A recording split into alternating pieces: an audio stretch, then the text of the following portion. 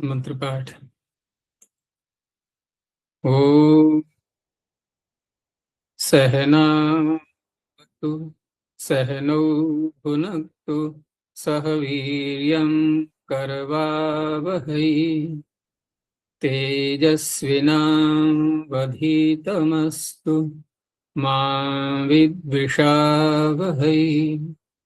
ओम शांति शांति शांति।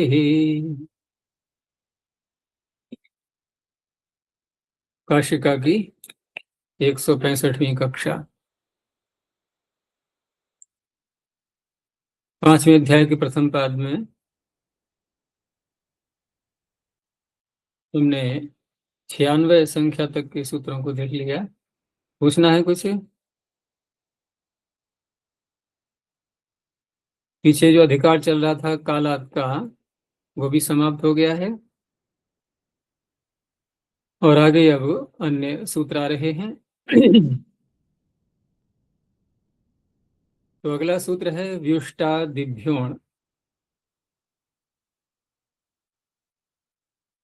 व्युष्टादिभ्योण, व्युष्ट आदि जो प्रातिपदिक हैं, तो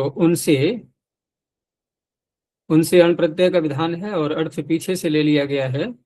पीछे जो आया था ना, तत्र च दीयते, इसलिए अर्थ किया तत्र इति सप्तमी समर्थेभ्यो व्युष्टादिभ्यो दीयते कार्यम इत्येतयोः अण प्रत्यय भवति। तो दीयते और कार्यम, ये दो अर्थ जो पीछे थे, उन दोनों को ही यहाँ पर ले लिया।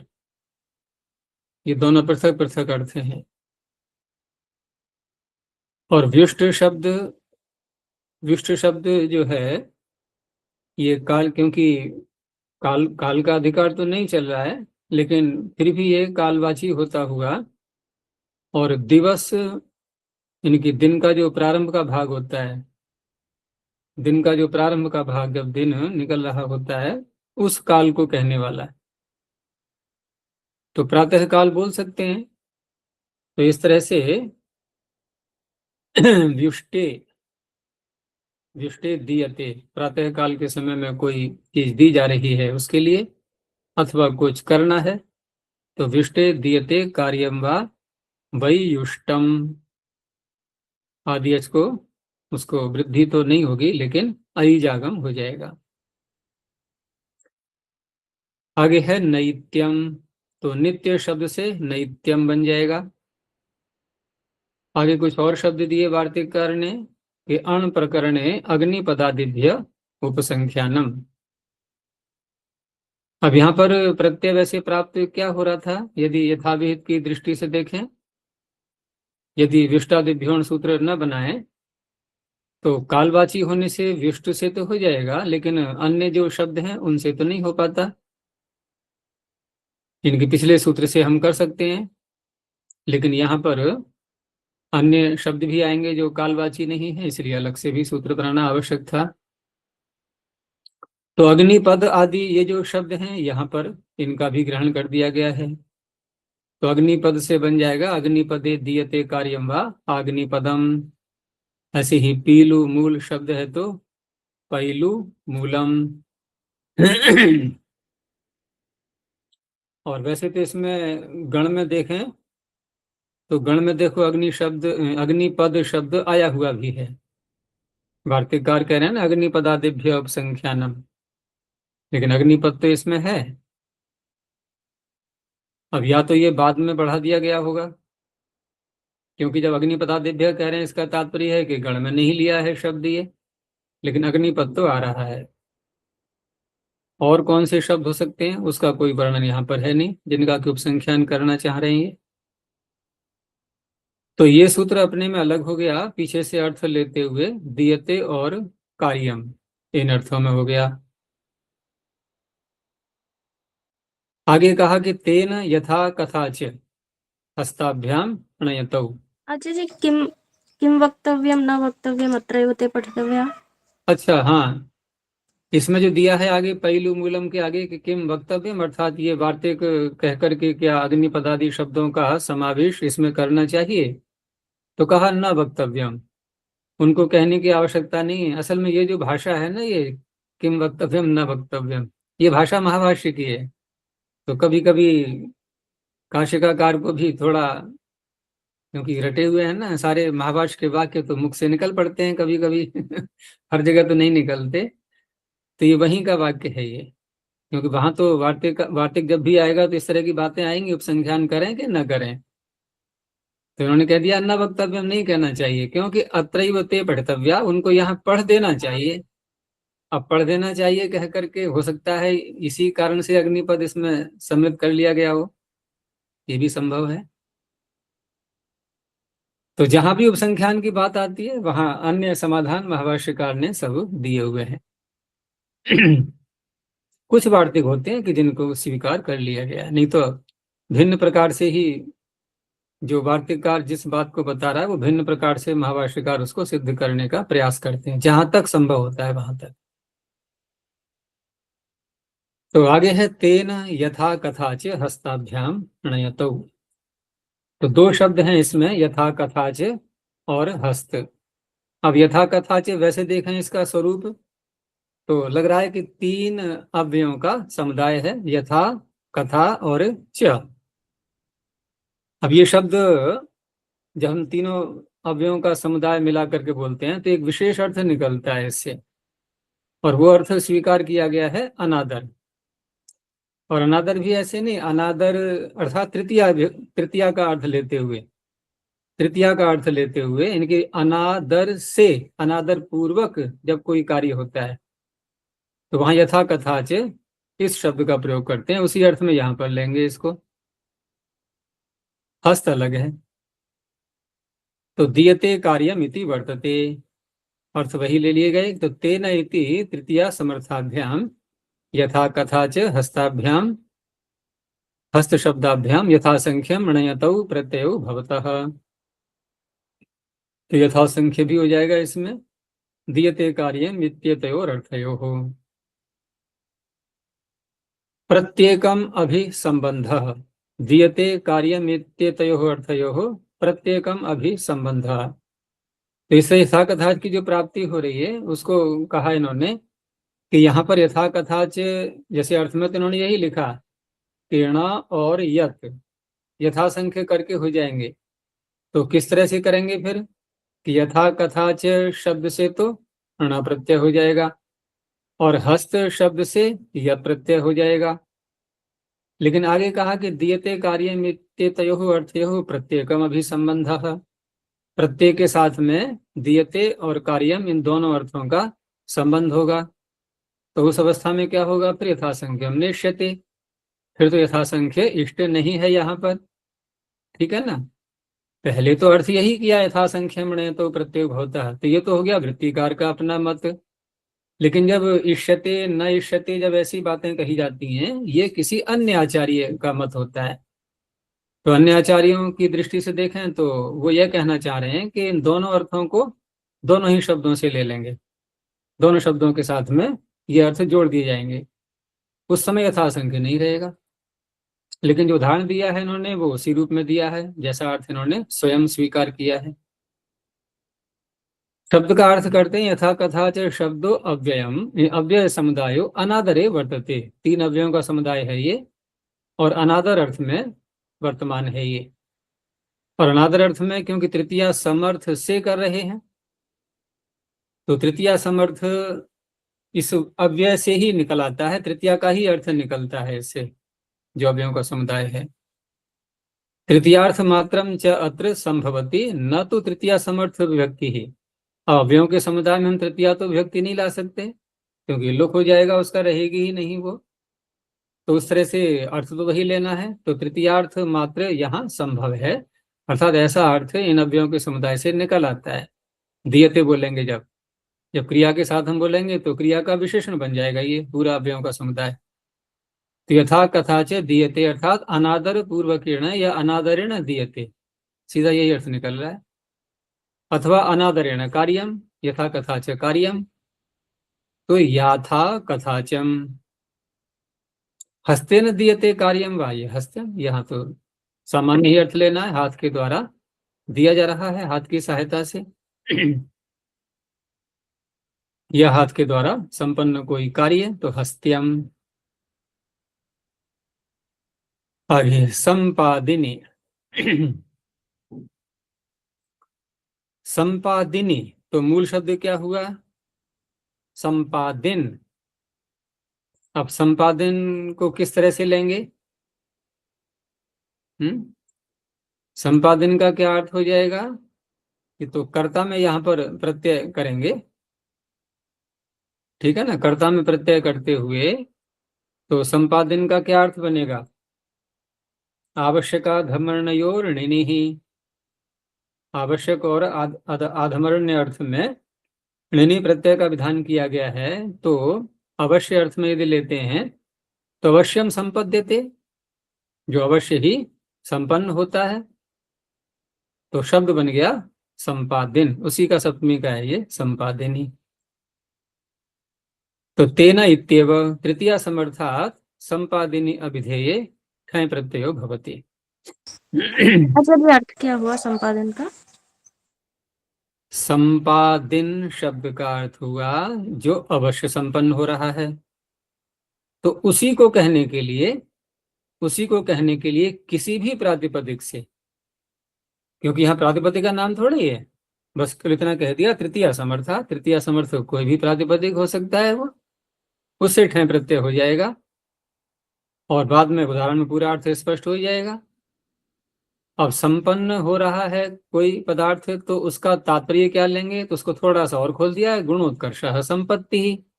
संपत्ति में वही धातुत्व है, सम और पद। तो गुणों का उत्कर्ष हो जाना, अधिक गुण आ जाना। उत्कर्ष माने अधिक गुण आ जाना। तो इसका तात्पर्य है कि अधिक गुण से युक्त जो हो रहा है उसी को कहा गया जो संपन्न हो रहा है। अवश्यम संपद्यते। अब उदाहरण में देखो, तो अणिनी कैसे हुआ वो भी उन्होंने बता दिया। आवश्यक अणिनी, आवश्यक धमर्णि से अणिनी प्रत्यय हो गया।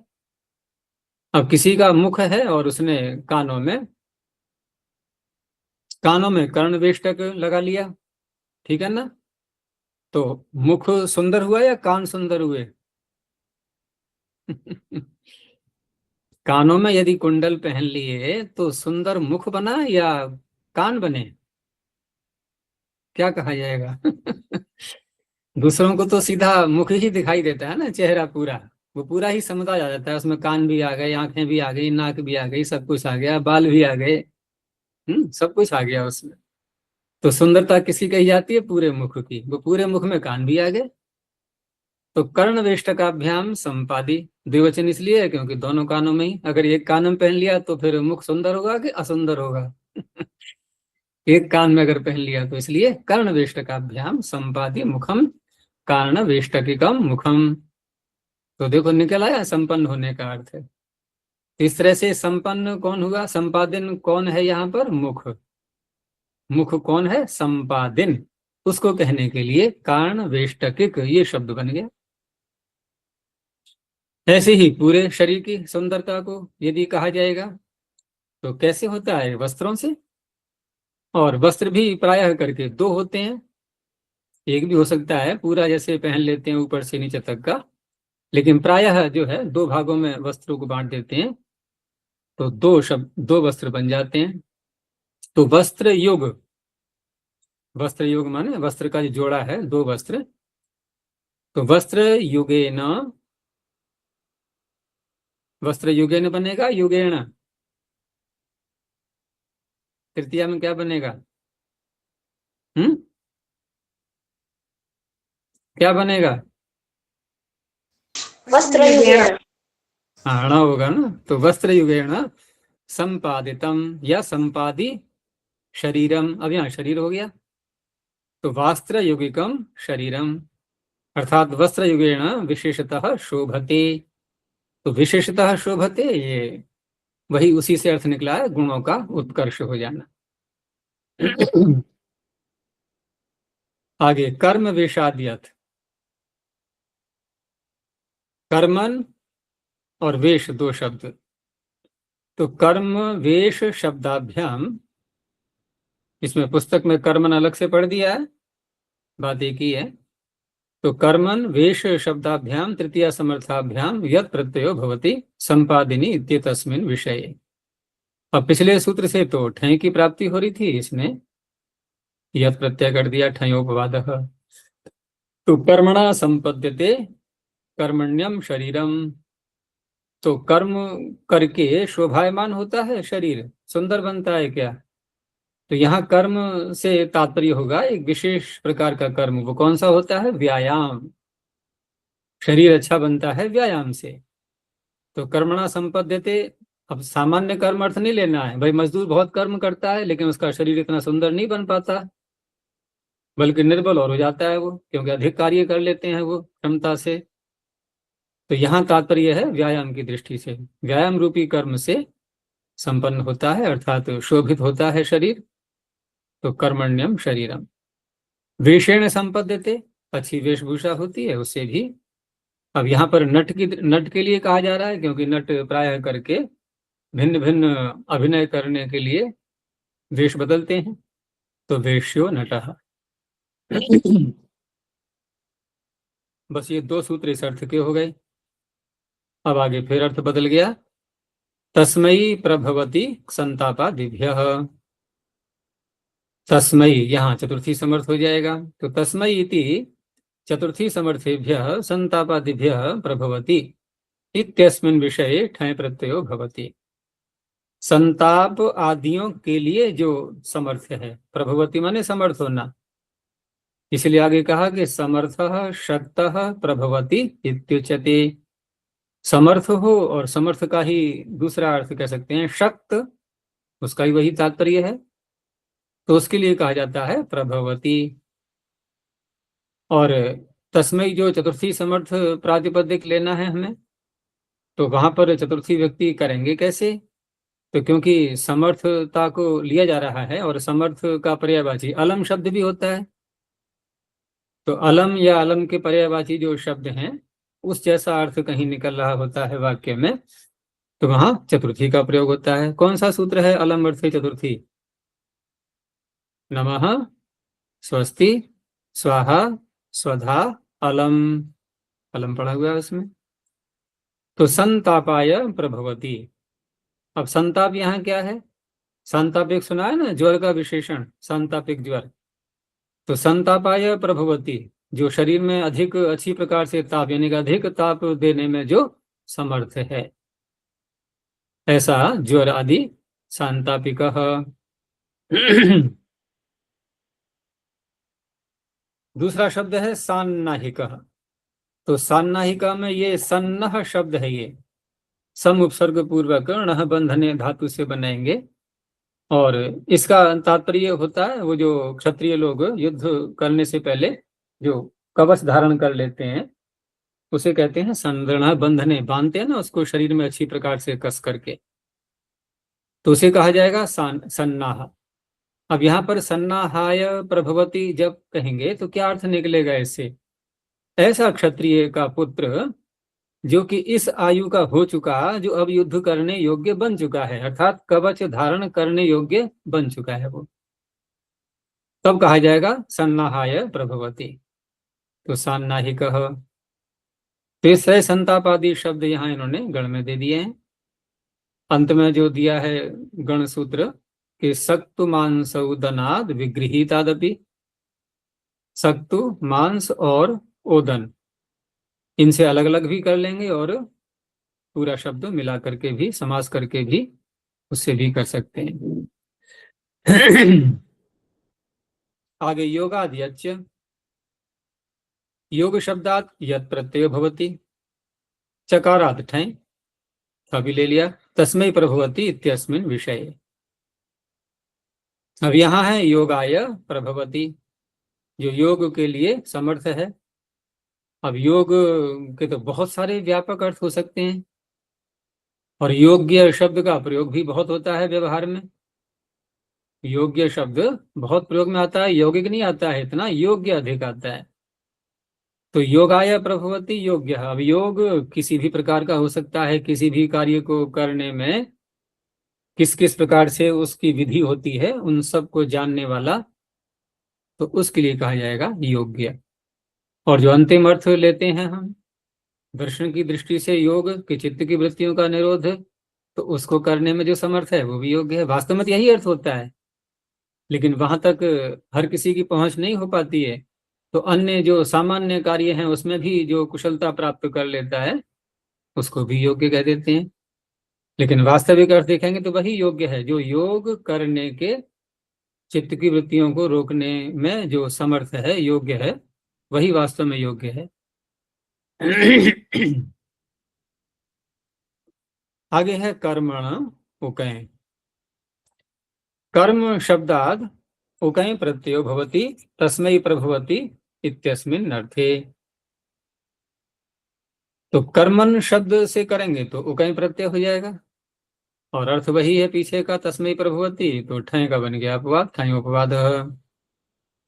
अब कर्मणे प्रभवति कार्मुकम धनु, ऐसा धनुष जो कर्म करने में समर्थ है। तो धनुष का कर्म क्या होता है? अच्छी प्रकार से जिससे बाण छोड़ा जाए तो उसके योग्य वो बन चुका है।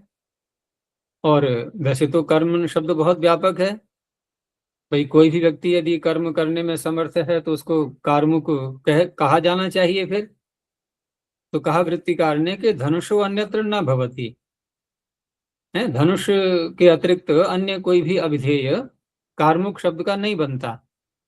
और हेतु वही है, ठीक है ना, चिर परिचित हेतु कौन सा? अनभिधानात्। क्योंकि ऐसा कार्मुक शब्द कहीं उपलब्ध होता ही नहीं जिससे कि हम किसी अन्य अर्थ में ले पाए इसको धनुष के अतिरिक्त। तो ऐसे शब्द क्या बन जाते हैं फिर? ये जो एक ही अवधेय जिनसे निकलता है वही फिर संज्ञा का स्वरूप ले लेते हैं। तो इस तरह से कार्मुक का तात्पर्य धनुष, बस यही अर्थ है इसका। आगे समयस तद अस्य प्राप्तम।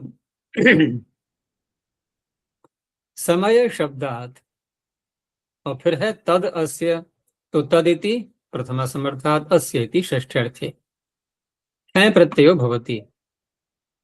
अब ये जो प्रथमा समर्थ शब्द होगा समय शब्द, तो वो कैसा होगा कि यत् प्रथमा समर्थम प्राप्तम चेत तद भवति, वो प्राप्त अर्थ में लेना है उसको, यानी कि समय प्राप्त हो गया है, समय प्राप्त हो गया है। यहाँ एक प्रश्न ये उठेगा कि यदि सूत्र ऐसा बनाया जाए समयोस्य प्राप्तम, समयः अस्य प्राप्तम, तद को यदि हटा दें तो कोई आपत्ति है क्या? समय में कौन सी व्यक्ति है? प्रथमा व्यक्ति। और प्रातिपदिक में विभक्ति का निर्देश करके पाणिनि समर्थ व्यक्ति का भी अर्थ उसी से निकालते हैं। तो प्रथमा समर्थ तो समय शब्द से ही निकल आएगा, तद को अलग से कहने की क्या आवश्यकता है? तो आगे उत्तर देंगे ये कि तद का अर्थ यहाँ कुछ भी नहीं है, अपितु हमें अनुवृत्ति के रूप में आगे ले जाना है, वहां इसका प्रयोजन दिखाई देगा। तो समयः प्राप्तः अस्य, अस्य कस्य, वो कुछ भी हो सकता है, तो कार्य को यहाँ पर कहा गया कार्यम। तो समयः प्राप्तः अस्य सामयिकम कार्यम, ऐसा कार्य कि जिसको करने का समय अब आ चुका है। तो सामयिक शब्द बहुत प्रयोग करते हैं व्यवहार में भी। तो किसी भी कार्य के को कह सकते हैं, वो कोई सा भी कार्य हो सकता है वो।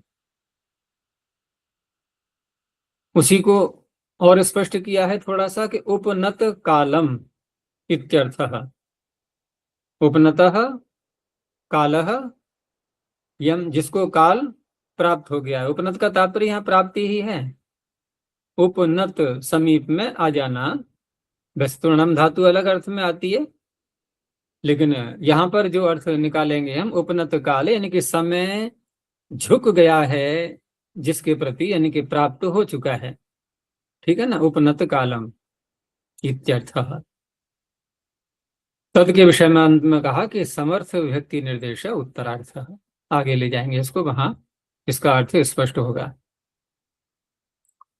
आगे ऋतो रण, छोटे छोटे सूत्र आ रहे हैं अब ये। तो ऋतो रण, यहाँ ऋतु शब्द है तो ऋतुवाची न लेकर के बस ऋतु शब्द ही लेना है सीधा। तदस्य प्राप्तम इत्यनुवर्तते, तो ऋतु शब्दात् तदिति प्रथमा समर्थात् अस्य इति षष्ठ्यर्थे अण प्रत्ययो भवति। तदस्य प्राप्तम इत्येतस्मिन् विषये। तो यहाँ पर ऋतु शब्द से अण प्रत्यय करेंगे, और तो ऋतु प्राप्त अस्य, ऋतु प्राप्त हो गई है इसकी, है तो जिसकी भी ऋतु प्राप्त हो रही है, यहाँ पुष्प शब्द को कहा जा रहा है। तो आर्तवम पुष्पम, ऐसा पुष्प जिसकी ऋतु आ गई है, अब ऋतु जिसको प्राप्त हो गई है, अर्थात खिलने योग्य बन चुका है, वो समय के अनुसार खिला हुआ है। तो आर्तवम पुष्पम।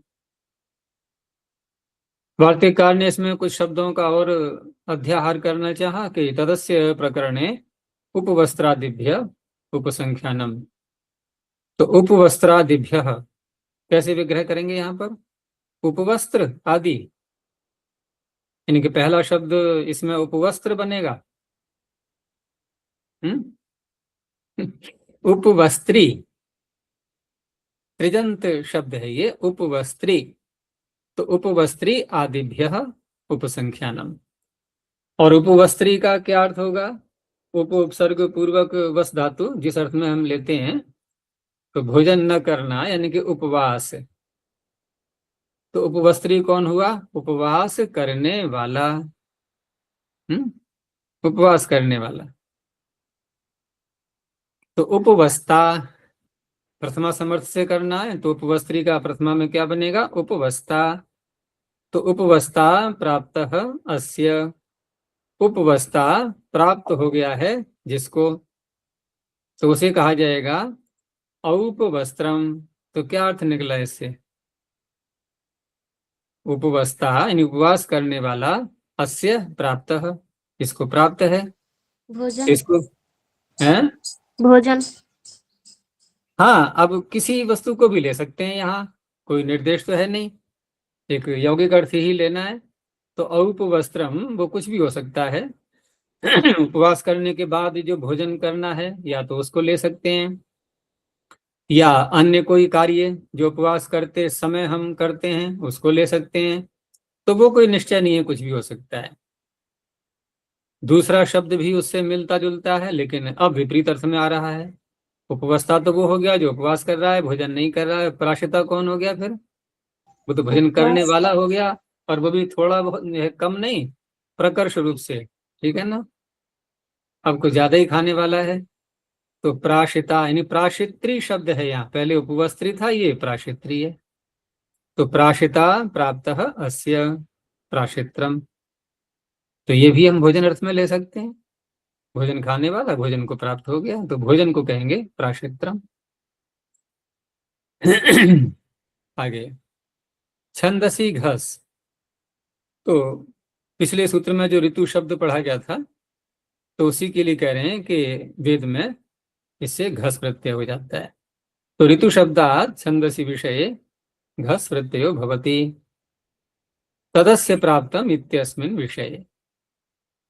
अणोपवाद, क्योंकि पिछले सूत्र से वर्ण की ही प्राप्ति थी। तो उदाहरण हो गया अयम ते योनिर ऋत्वियः। तो ऋत्वियः में ऋतु शब्द से घस प्रत्यय हो गया, घकार को ई आदेश होकर के, और उधर ऋतु शब्द में क्या करेंगे फिर? ऋतु शब्द में केवल यण आदेश कर देना है, तो ऋत्वियः।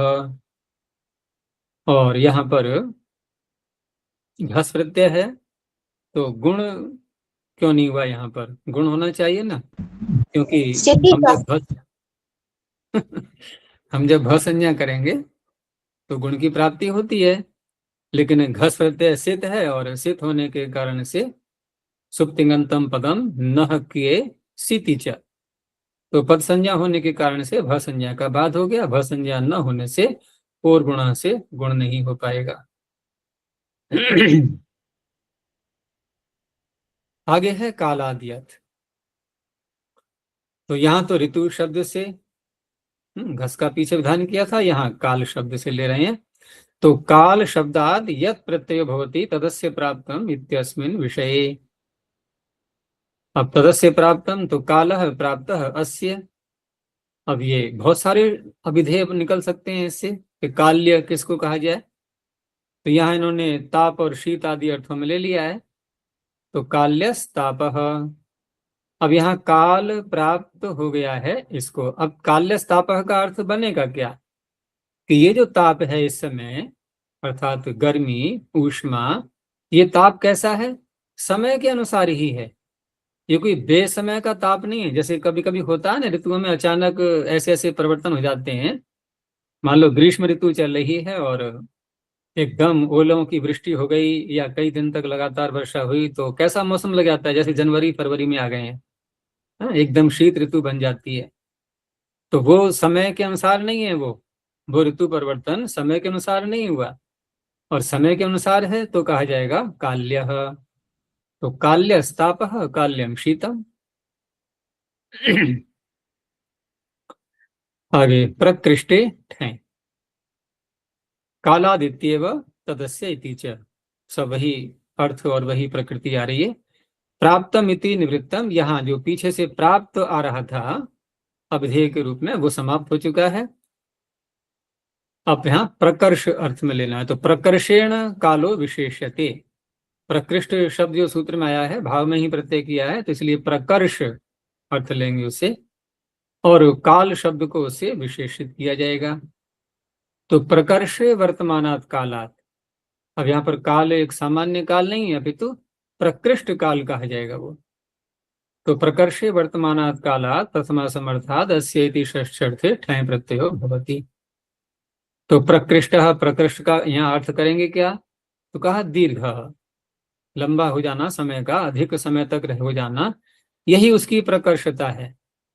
तो प्रकृष्टो दीर्घ कालो अस्य कालिकम ऋणम, ऐसा ऋण जिसको लिए हुए अधिक समय हो गया, अथवा जो अधिक समय के लिए लिया गया है, दोनों तरफ से ले सकते हैं। लिए हुए अधिक समय हो जाना या अधिक काल तक के लिए लेना। कालिकम ऋणम, ऐसे ही वैर के लिए। अब वैर में अधिक काल तक चलेगा ये तो कोई निश्चय नहीं है, लेकिन हाँ पीछे का समय अधिक बीत चुका है वैर बने हुए, तो वहां इसको घटा सकते हैं, कालिकम वैरम। आगे कहा कि ये ठय ग्रहणम विस्पष्टार्थम, सूत्र में ठय का जो विधान किया है, तो इसकी क्या आवश्यकता है यहाँ पर ठय ग्रहण करने की? क्योंकि ठय ग्रहण नहीं करेंगे तो सूत्र क्या बनेगा? प्रकृष्टे। अब सामान्यतया क्या होता है, हम जो निकट में सूत्र होता है ऊपर, वहां से अनुवृत्ति ले आते हैं। तो यहाँ पर अनुवृत्ति किसकी? हम यत् प्रत्यय की ला सकते हैं फिर, कि प्रकर्ष अर्थ में यत् प्रत्यय हो जाता है ना, काल शब्द से। इसलिए यहाँ पर ठय को दोबारा बोला गया है, नहीं तो ठय तो हो ही जाना था। तो इस तरह से यहाँ पर ठय ग्रहणम विस्पष्टार्थम, जिससे कि यत् की निवृत्ति न ला पाए। आगे प्रयोजनम तदस्य इत्येव, तदिति प्रथमा समर्थादस्य इति षष्ठ्यर्थे ठय प्रत्यय भवति। यत् तत् प्रथमा समर्थम प्रयोजनम चेत तद् भवति। अब यहाँ प्रयोजन अर्थ लेंगे, तो प्रयोजन अर्थ लेते हुए विग्रह करेंगे इंद्रमह प्रयोजनम अस्य। तो इंद्रमह ये क्या होगा? तो इंद्र वर्षा को भी कहते हैं, ठीक है ना। और मह जो शब्द है, मह शब्द का प्रयोग होता है उत्सव के लिए। तो इंद्रमह का क्या तात्पर्य हो जाएगा? वर्षा का उत्सव। तो वर्षा का उत्सव, वर्षा काल में उत्सव मनाना, अथवा वर्षा हो जाए उसके लिए कोई आयोजन करना, कोई उत्सव करना, उस रूप में ले सकते हैं। तो इंद्रमह प्रयोजनम अस्य, प्रयोजन वही रहना चाहिए, वर्षोत्सव ये प्रयोजन होना चाहिए। तो ऐसा जो कार्य किया जाएगा उस कार्य को कहेंगे ऐन्द्र महिकम। इंद्रमह प्रयोजनम अस्य ऐन्द्र महिकम। ऐसे ही गंगोत्सव, गंगा के नदी के पास में किसी उत्सव का आयोजन आदि करना, और उसके लिए सारा आयोजन, सारी तैयारियां, वो जो कार्य किए जा रहे हैं, उन सबको कहा जाएगा गंगा महिकम। गंगामहः प्रयोजनम अस्य। सामान्य सूत्र हैं। आगे है विशाखा षाढ़ादण मंथ दंडयोः। इसमें दो शब्द हैं, विशाखा और आषाढ़ा, और दोनों नक्षत्रवाची भी हैं।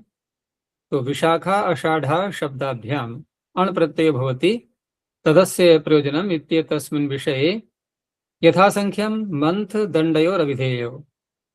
अब इसमें कोई अन्य अर्थ न लेकर के जिन अर्थों में इसका प्रयोग होगा उनका भी निर्देश कर दिया गया है कि मंथ और दंड। तो मंथ और दंड यानी कि विशाखा शब्द से बनाएंगे तो मंथ अर्थ में होगा, आषाढ़ा शब्द से बनाएंगे तो दंड अर्थ में होगा। लेकिन मंथ और दंड ये क्या है ये? तो मंथ तो वही है जिससे कि दही मथते हैं ना, मंथन करते हैं और मक्खन निकालते हैं, वो मंथ कहलाएगा यहाँ पर। और दंड से तात्पर्य जो दंड, अब इस दंड को किस रूप में लिया जाए? तो जैसे यहाँ पर इन्होंने दिया है, पद्मंजरीकार ने इन दोनों शब्दों के अर्थ खोला है थोड़ा। तो मंथ का तो इन्होंने लिखा है मंथः विलोडन दंडः, और आगे लिखा है कि तस्यैव आधारभूतो अवक्षाराख्यः। पहले ऊपर से देखो पंक्ति के लिए कि वैशाख आषाढ़ शब्दौ, प्रत्यय करने के बाद जो शब्द बने ये रूढ़ि रूपेण, क्योंकि रूढ़ि इसलिए लेंगे ना, विशेष अर्थ के ही वाचक बन रहे हैं ये। तो रूढ़ि रूपेण मंथ दंडयोर वर्तेते। दूसरा रूढ़ि ग्रहण कहने का एक अन्य प्रयोजन भी है कि यदि हम देखें तो विशाखा और आषाढ़ा क्या है? नक्षत्रवाची है ये। अब कहाँ तो नक्षत्र अर्थ शब्द का और कहाँ प्रत्यय करके जो अर्थ निकल रहा है उसमें नक्षत्र का तो कोई लेना देना है ही नहीं। भाई मंथ और दंड में नक्षत्र का अर्थ कैसे हम समाविष्ट करेंगे? कहीं से भी कोई ओर छोर मिल रहा है उसका? इसलिए रूढ़ हो गए पूरे के पूरे, ये शब्द कुछ है और अर्थ कुछ और ही निकल रहा है। तो मंथ दंडयोर वर्तेते, तो कहा कि व्युत्पत्ति कैसे करेंगे? हमारे सामने तो विशाखा आषाढ़ा शब्द है, इनका भी थोड़ा थोड़ा अर्थ लाएंगे ना फिर। तो कहा तयोर यथा कथंचित व्युत्पत्ति ही क्रियते। कैसे भी कर लो, ये आपके ऊपर है, छोड़ दिया उन्होंने, ठीक है ना, कैसे भी कर लो, अर्थ यही रहना चाहिए। तो अब उसका अर्थ इन्होंने खोला कि मंथ क्या है? विलोडन का दंड। और अब विलोडन का दंड भी मंथ होता है, लेकिन देखा होगा कि मथनी के दो भाग होते हैं। एक तो मथनी का वो भाग होता है, कभी चलाया है, मक्खन निकाला है नहीं दही को बिलो करके? नहीं, वैसे नहीं, हाथ से नहीं, रस्सी से बांध के निकाला है कभी? तो रस्सी से बांध करके, तो दो भाग हम कैसे देखेंगे उसका, कि जिसमें हम रस्सी बांधते हैं जो पूरे एक ऊपर का डंडा होता है, एक तो वो भाग हो गया। एक वो भाग है जिसमें नीचे अरे लगा देते हैं, 3 या 4 या 5 जितने भी हों छोटे छोटे, और वो जिस लकड़ी में फंसाते हैं, वो नीचे का जो भाग है बिल्कुल, तो उसे कहते हैं अवक्षार।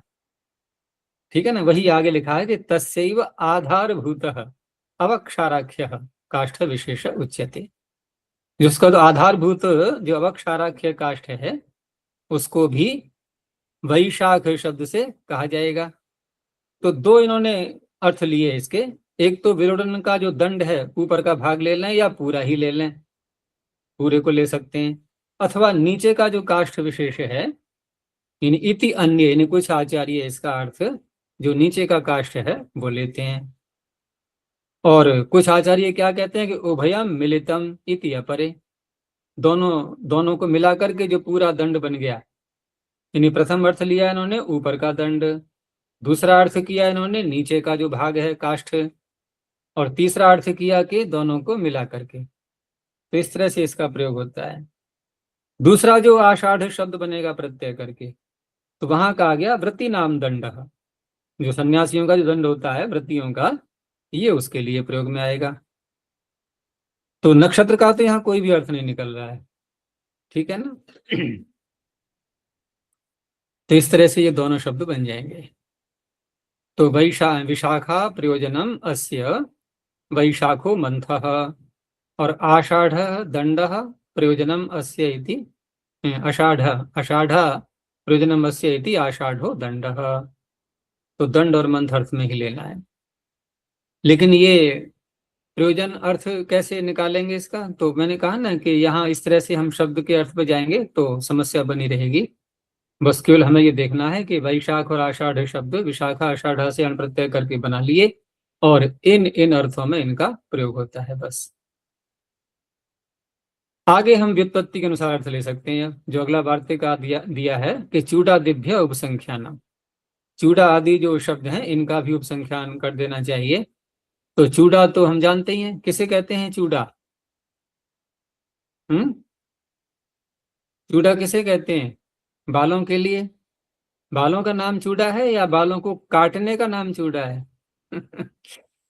है तो बालों का ही नाम चूड़ा। और इसीलिए चोटी, चूड़ा या ये जो शब्द आते हैं व्यवहार में, वहां कोई बाल काटे थोड़े जा रहे हैं। लेकिन जब संस्कार विधि में देखते हैं तो वहां क्या लिखा हुआ है? चूड़ा कर्म संस्कार। तो चूड़ा कर्म संस्कार से हम क्या अर्थ लें फिर? कि जिसमें खूब लंबे लंबे बाल बनाए जाए, उनको संवारा जाए, लंबाई बढ़े उनकी, है ना। लेकिन वहां तो कुछ और ही करते हैं। बिल्कुल ही मुंडन कर देते हैं। तो ऐसे शब्द भी देखो ना भाषा में कैसे कैसे प्रयोग में आते हैं। यानी कि चूड़ा है बालों के लिए, लेकिन कर्म जब जोड़ दिया उसके साथ में, चूड़ा कर्म, अब वहां अर्थ हो गया बालों का काटना। तो वही अर्थ यहाँ भी इस तरह से घटाएंगे। तो चूड़ा प्रयोजनम अस्य, चूड़ा है प्रयोजन जिसका। क्या अर्थ हुआ? चूड़ा कर्म यानी कि मुंडन प्रयोजन है जिसका। वो जिस कौन है? भाई पूरा संस्कार ले लो, वो सारे आयोजन, सारी क्रियाएं, जो कुछ भी वहां की जा रही हैं, उसके लिए जो सामग्री, वो सारी वस्तुएं आ जाएंगी चौडम शब्द में। ऐसे ही श्रद्धा से जब श्राद्ध बनाते हैं, बहुत प्रयोग होता है श्राद्ध शब्द का भी। अब यहाँ देखो ना कितना सुंदर अर्थ है वैसे इसका, क्योंकि श्रद्धा जो मूल शब्द है इसका हम यौगिक अर्थ ही ले रहे हैं, यहाँ कोई रूढ़ अर्थ नहीं लेना है। तो यौगिक अर्थ क्या होता है? तो इसमें दो शब्द हैं, श्रद्ध और धा। तो श्रद्ध का तो अर्थ हो गया, निघंटु में भी दिया हुआ है ये। तो सत्य के पर्यायवाची में पढ़ा है इसको, श्रद्ध शब्द को सत्य के पर्यायवाचियों में। तो श्रद्ध का तो अर्थ हो गया सत्य, और धा हम क्रिया ले रहे हैं धारण करना। भाव में यदि करेंगे तो श्रद्धा का अर्थ हो गया सत्य को धारण करना। ठीक है ना। अब सत्य को धारण जब करते हैं तो कोई किसी बात का संकल्प ले रहा है कि मैं ऐसा ही कार्य करूंगा, जैसे मंत्र बोलते हैं ना, अग्नि व्रतपते व्रतम चरिष्यामि, तच्छकेयम तन्मे राध्यताम, इदम अहम अनृतात् सत्यम उपैमि। तो इस तरह से जहां पर ये निश्चय करता है व्यक्ति कि मैं अपने जीवन में अब सत्य का ही आचरण करूंगा, सत्य को ही धारण करूंगा, उस निश्चय को करते समय जो क्रियाएं की जा रही हैं, संकल्प लेते हुए जो भी आयोजन किया हमने, जो भी कार्य किया, वो सब कहलाएगा श्राद्ध। और वर्तमान में क्या अर्थ लेते हैं इसका? कि हमारे कोई पूर्व व्यक्ति जो मृत्यु को प्राप्त हो जाते हैं और उनके लिए वो क्रियाएं की जाती हैं कि जो उनको अन्न देना, ये देना, वस्तुएं देना, वहां तक पहुंच जाएं सारी, कभी संभव नहीं है। तो इस तरह से ये शब्द है श्रद्धा। तो श्रद्धा प्रयोजनम अस्य श्राद्धम, सत्य को धारण करने की क्रिया के लिए जो कुछ भी कार्य किया जा रहा है वो सब श्राद्ध कहलाएगा। अजय जी, फिर तो श्रद्धया सत्यम आप्यते, श्रद्धा को धारण करने के लिए, नहीं, सत्य को धारण करने के लिए जो क्रिया है वो पहले श्रद्धा, वो क्रियाएं करने से सत्य सत्यम आप्यते। अब यहाँ लग रहा होगा इधर श्रद्ध भी सत्य है, उधर सत्य माप्यते, नहीं, सत्य तो प्राप्ति नहीं हुआ, अभी सत्य प्राप्ति ही नहीं हुआ, और सत्य को धारण कर लिया पहले ही हमने। ठीक है ना, तो प्राप्त तो हो गया। प्रश्न तो बनता है ना कि सत्य को धारण करना तो हो गया श्रद्धा, अब सत्य को धारण कर लिया, अब सत्य को धारण करने की क्रिया के द्वारा क्या होता है कि सत्य को प्राप्त किया जाता है। ये तो कोई बात ही नहीं बनी कि भोजन कर लिया, हाँ कर लिया, ठीक है। अब जो भोजन कर लिया है तो पेट भरे व्यक्ति के द्वारा भोजन को प्राप्त किया जाता है, ये तो कोई बात ही नहीं बनी जब पहले से ही हो गया। तो अब देखो थोड़ा सा अंतर करेंगे कि श्रद्धा ठीक है सत्य, ये हो गया क्रिया के रूप में, कि सत्य का आचरण करना ये श्रद्धा हो गया। अब सत्य को आचरण करना यानी कि जीवन में हमने ये उतार लिया कि हम अपने जीवन में सत्य का आचरण करेंगे। तो मंत्र कह रहा है कि ऐसा यदि आपने निश्चय कर लिया है तो इस क्रिया के द्वारा, सत्य के आचरण के द्वारा क्या प्राप्त हो जाएगा आपको? सत्यम आप्यते, अब परमात्मा प्राप्त होता है। फिर वहां सत्य का अर्थ है परमात्मा, ठीक है ना। सत्सु साधु, जो सभी विद्यमान पदार्थों में सबसे श्रेष्ठ है, तत्र साधु है नहीं है, वो सत्य है परमात्मा। सत्यमाप्यते। आगे है अनुप्रवचनादिभ्यश्च। अनुप्रवचनादिभ्यः प्रातिपदिकेभ्यः छः प्रत्यय भवति तद अस्य प्रयोजनम इत्यस्मिन् विषये। तो ठय का अपवाद हो गया, ये यथाविहित जो ठय की प्राप्ति हो रही थी, ठयोपवादः। तो अनुप्रवचनम प्रयोजनम अस्य। अनुप्रवचन क्या होगा? एक तो होता है प्रवचन और दूसरा है अनुप्रवचन। तो ये परंपरा होती है कि जैसे कहीं पर वेद का इत्यादि का अध्ययन किया गया, अब अध्ययन करके ऋषि लोग ये भी तो कहते हैं ना कि हमें जो विद्या आती है वो कैसे आती है, स्वाध्याय और प्रवचन, ये दो शब्द बहुत प्रयोग में आते हैं ना, स्वाध्याय और प्रवचन। तो पहले हमने अध्ययन कर लिया, अब अध्ययन के बाद जो प्रवचन होगा वो क्या हो जाएगा? अनुप्रवचन। अनुमाने बाद में पश्चात जो प्रवचन है वो अनुप्रवचन। तो अनुप्रवचनम प्रयोजनम अस्य। अब अस्य से हम किसको लेंगे? तो अनुप्रवचन करने के लिए जो भी सारी व्यवस्था कार्य किए जा रहे हैं वो सब कहलाएंगे अनुप्रवचनीयम। ऐसे ही उत्थापनीयम, तो उत्थापन उठाना किसी को, उन्नति की दृष्टि से कहें या वैसे उठाना, उसके लिए जो कुछ भी किया जाए उसे कहा जाएगा उत्थापनीयम। आगे वार्तिक दिया एक कि विषि पूरी पति रुहि प्रकृति है। ये तो हो गई प्रकृतियां, तीन कितनी धातुएं हैं? चार। विषि पूरी पति रुहि, ये चार धातुएं हो गई। फिर कहा कि अनाथ, तो इनमें है पंचमी, विषि पूरी पति रुहि प्रकृति है। अब अर्थ कैसे होगा कि विषि पूति पति रुहि, इन धातुओं से उत्तर अन प्रत्यय, अन प्रत्यय का तात्पर्य ल्युट, अर्थात लुडंत इन धातुओं से। अब एक शब्द और जुड़ गया, सपूर्व पदार्थ। सपूर्व पदार्थ यानी कि ये जो धातुएं हैं लुडंत, इनके पूर्व एक पद और होना चाहिए फिर, ठीक है ना। अब समास कर लेंगे। तो ऐसे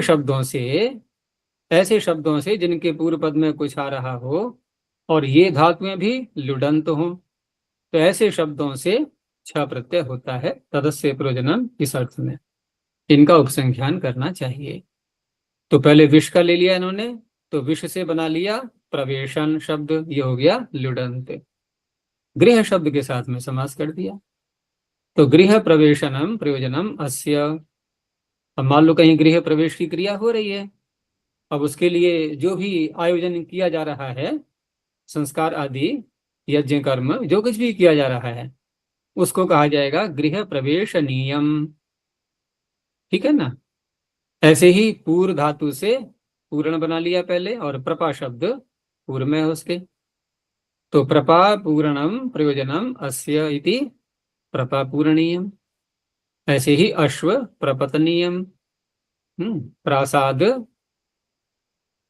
प्रासाद आरोहणीयम, तो ये आरोहण शब्द हो गया। तो चारों धातुओं का एक एक उदाहरण दे दिया है।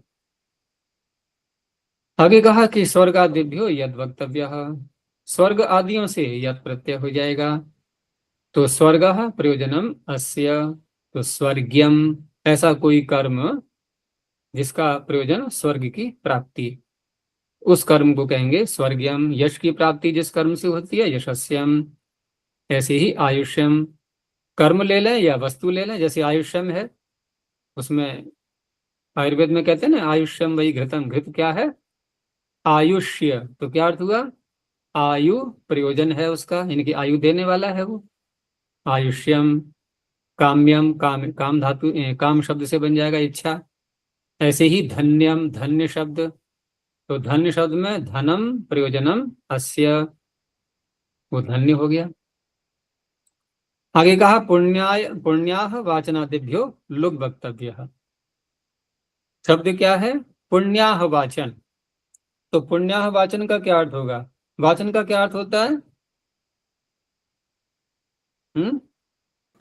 कहना, कहना या कहलवाना? कहलवाना, ठीक है ना। वाचन का अर्थ हो गया कहलवाना दूसरे से, तो दूसरे से कहा पुण्याह बोलो, ठीक है ना। पुण्याह, इनके ये दिन पुण्य है, ये अच्छा दिन है, ये शुभ दिन है, शुभ मुहूर्त है, ऐसा उच्चारण करो। तो ये हो गया पुण्याह वाचन। ठीक है ना, पुण्याहम भवंतो ब्रुवंतु, आप लोग पुण्याह का उच्चारण करें।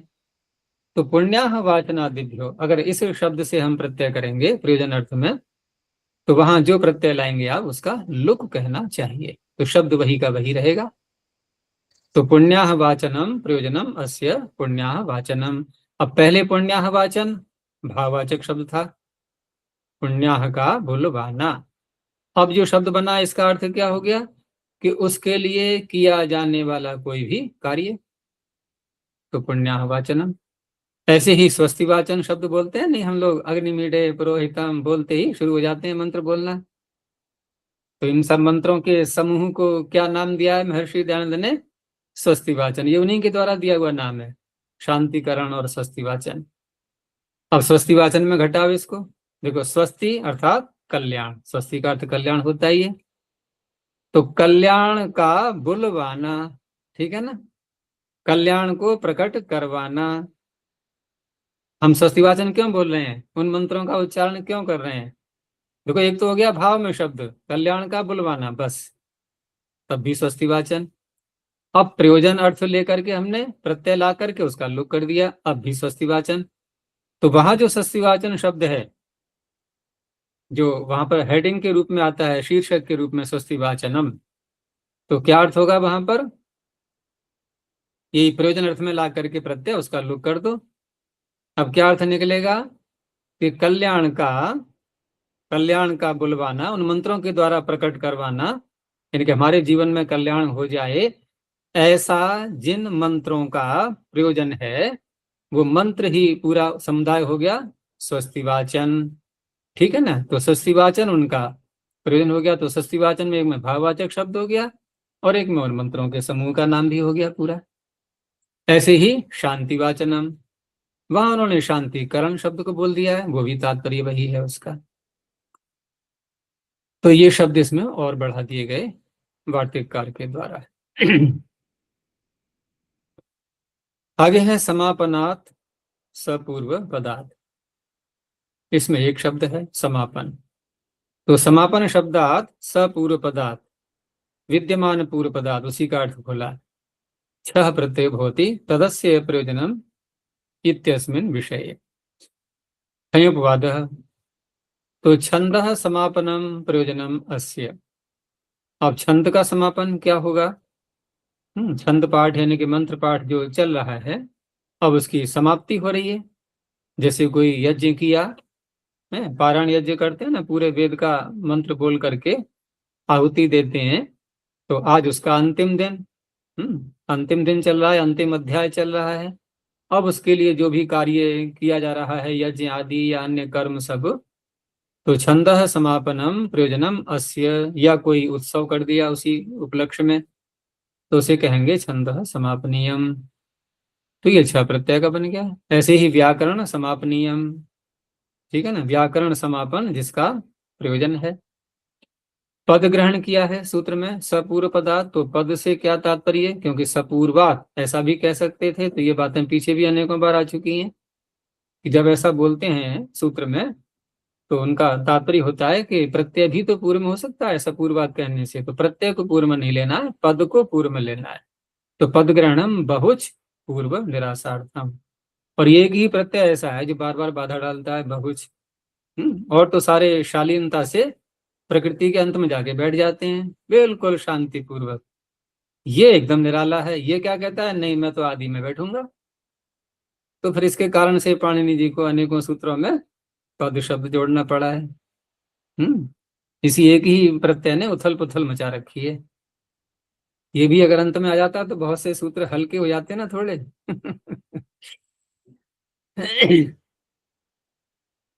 आगे ऐका गारिकट चौरे, अब ये बना बनाया शब्द पढ़ दिया है। तो ऐका गारिकट चौरे, क्या तात्पर्य हुआ इसका कि ऐका गारिकट इति निपात्यते चौरे अवधेय, तो सीमित भी कर दिया है उसके अर्थ को। तो ऐका गारिकट में प्रकृति क्या मानेंगे, एक आगार, अब एकागार क्या होता है? तो एक अगार, अगार का तात्पर्य स्थान, घर। भंडार को भी कह देते हैं इसीलिए। तो घर यानी कि अगार या आगार शब्द भी कह सकते हैं। तो एकागार, एकागारम प्रयोजनम अस्य ऐकागारिकः चौरः, यानी कि ऐसा चौर। अब यहाँ एक शब्द को कैसे लेंगे हम?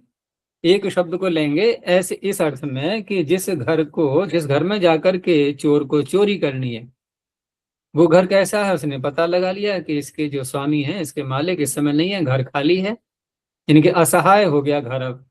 ठीक है ना? तो एक का अर्थ हो जाएगा असहाय। तो असहाय घर, जिस घर में कोई भी नहीं है या हैं तो कम लोग हैं, जिनको भी को वश में कर सकता है, वो उनका उनका प्रतिरोध सहन कर सकता है। तो ऐसा एकागार प्रयोजन है जिस चोर का, उसे कहा जाएगा ऐकागारिकः।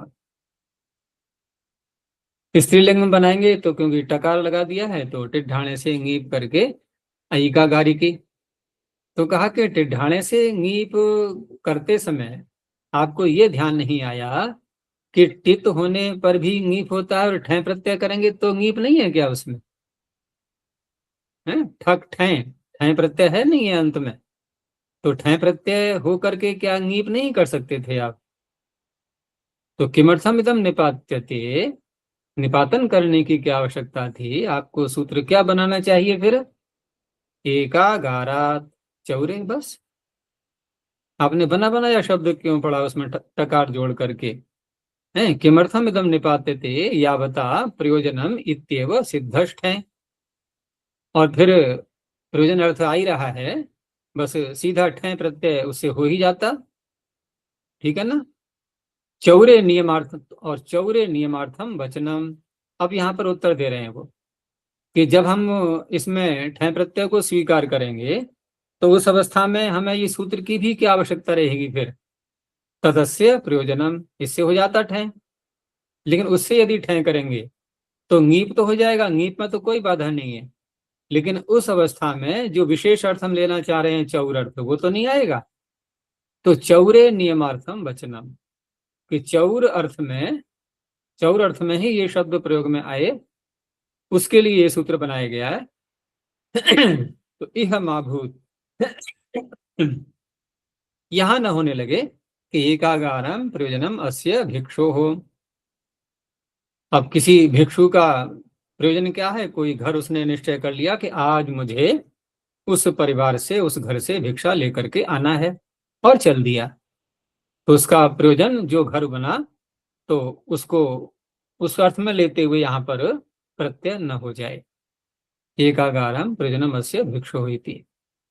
तो इस तरह से यहाँ पर चोर अर्थ में लेने के लिए सूत्र बनाना पड़ा। अब जब सूत्र बनाना पड़ा तो उस अवस्था में टकारः कार्यावधारणार्थः। अब प्रश्न फिर वही रहा कि फिर टकार क्यों लगाया आपने?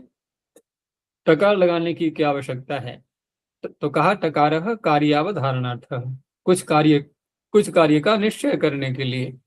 क्योंकि ठय प्रत्यय में केवल, ठय प्रत्यय का विधान करने से केवल ङीप ही नहीं होता, एक कार्य और भी होता है उससे। कौन सा होता है? ईन इत्यादि नित्यम। ये तो होने से स्वर में भी अंतर आ जाएगा उसमें। और यहाँ यहाँ क्या किया है इन्होंने? यहाँ प्रत्यय कौन सा मानेंगे फिर निपातन में? ये भी तो बात उठेगी ना। हमने ऐ का गारिकट शब्द तो बना बनाया पढ़ लिया, लेकिन प्रत्यय कौन सा मानेंगे हम? तो प्रत्यय यहाँ स्वीकार किया गया है इकट। एकागार शब्द से, एकागार शब्द से इकट प्रत्यय। अब इकट प्रत्यय करेंगे तो आदि अच को वृद्धि कैसे होगी? तो आदि अच को वृद्धि जब निपातन कर रहे हैं तो फिर ये प्रश्न तो बनता ही नहीं। निपातन से तो हम कुछ भी कर सकते हैं ना, जो कार्य किसी सूत्र से प्राप्त नहीं होता है वो निपातन से कर सकते हैं। तीसरे से एकट प्रत्यय मान करके यहाँ पर अवृद्धि को निपातन से स्वीकार कर लिया है। क्योंकि हमें ठय प्रत्यय अगर मान करके करेंगे वो, तो उस अवस्था में तो ईत स्वर की प्राप्ति होती है, वो करनी नहीं है। और ङीप फिर भी करना है, तो ङीप करना है तो टकार इकट में लगा दिया गया है। तो ङीबेव भवति न ईत स्वरः। और इसी बात को स्पष्ट करने के लिए आगे कहा कि अपरे, यानी कुछ आचार्य पुनः इकट प्रत्ययम वृद्धिम च निपातयन्ति। यही हमने प्रथम वृत्ति में पढ़ा था वहां पर भी। कि कट प्रत्यय है और वृद्धि को निपातन से कर लिया है। ऐसा ही एक शब्द और लिया अगले सूत्र में कि आकालिकट आद्यंत वचने। आकालिकट इति निपात्यते आद्यंत वचने। अब आद्यंत वचन में आकालिकट शब्द लेना है यहाँ पर, तो आद्यंत वचन ये कैसे घटाएंगे यहाँ पर? तो पहले शब्द की रचना को देखते हैं कि आकालिकट कैसे बनाया गया है। तो कहा कि समान काल शब्दस्य आकाल शब्द आदेश। पूरा शब्द है यहाँ पर समान काल, समान का और काल का समास करके, और उस समान काल के स्थान पर आकाल आदेश कर लिया, और आकाल आदेश करके आकालिकट, वही प्रत्यय वही रहेगा इकट, वो प्रत्यय करके आकालिकट बनाया। फिर अर्थ जो दे रहे हैं आद्यंत वचने, जैसे पीछे चोर अर्थ दिया था, यहाँ आद्यंत वचन, तो आद्यंतयोश्च एतत् विशेषणम। ठीक है ना, आद्यंतयो हो, ये जो है ये बन जाएगा यहाँ पर विशेषण, और इकट प्रत्ययश्च निपात्यते। तो आद्यंत का अर्थ क्या करेंगे यहाँ पर?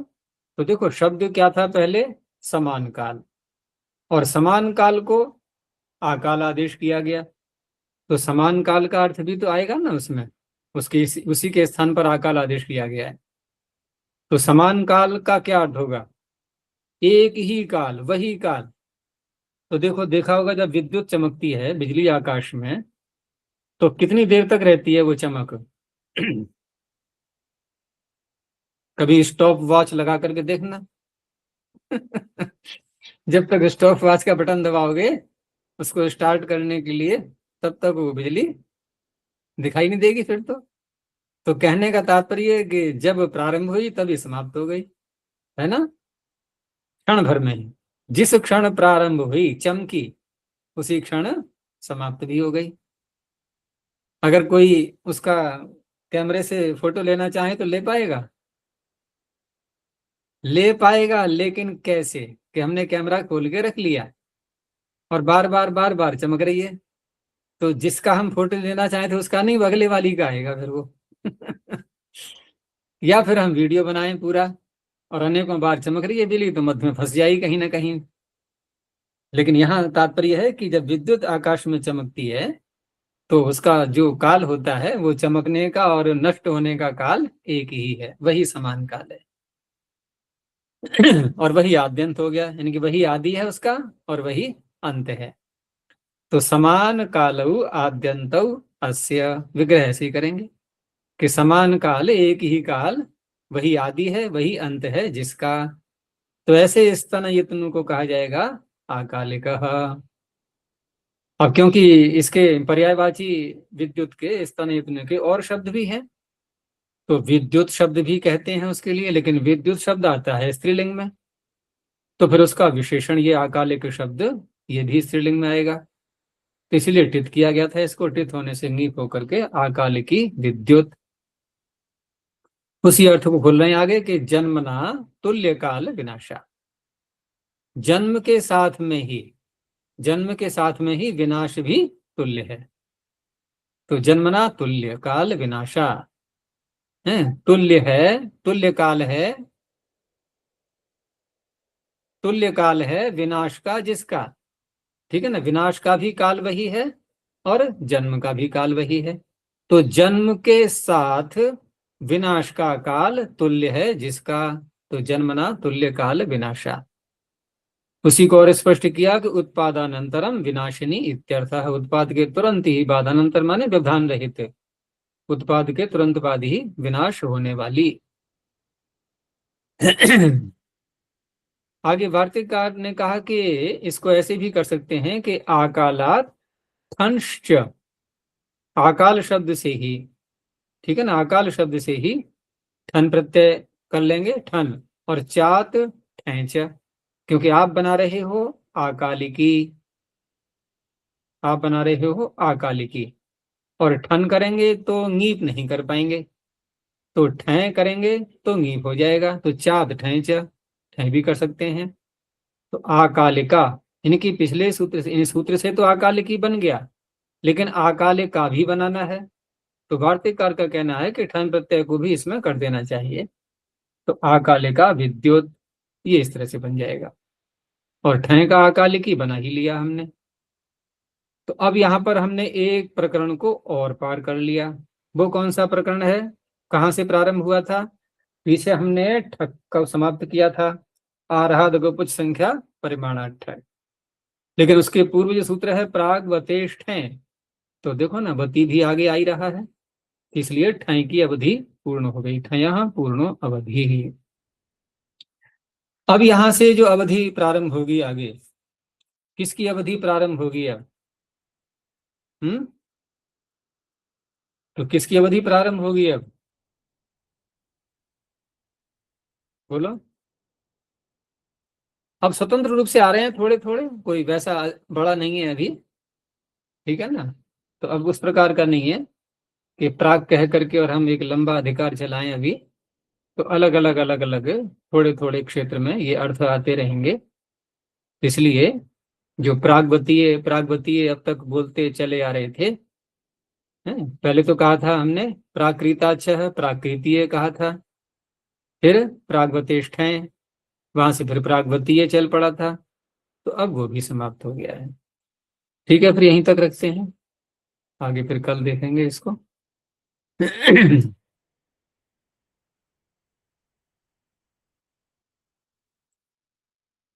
प्रणव ध्वनि। ओ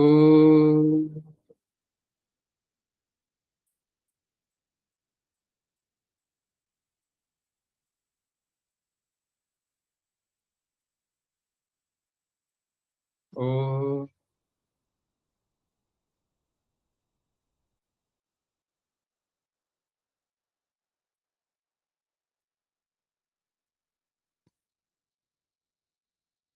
ओ